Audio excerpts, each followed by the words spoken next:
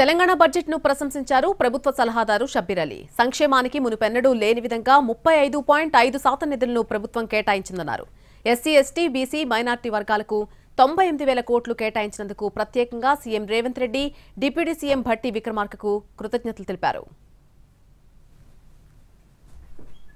మేము ప్రజలకు వాగ్దానం చేసినట్టే 35.81% వెల్ఫేర్ గా పెట్టి చరిత్రలో మొట్టమొదటిసారిగా ఇంత పెద్ద ఎత్తున వెల్ఫేర్ కు బడ్జెట్ కేటాయించినందుకు ఈ గవర్నమెంట్ కు గౌరవ ముఖ్యమంత్రి గారికి ఫైనాన్స్ మినిస్టర్ గారికి ధన్యవాదాలు తెలియజేస్తున్నారు.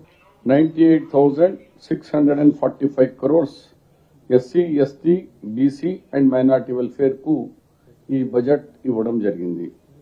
మా 6 గ్యారంటీ స్కీమ్స్ తో సహా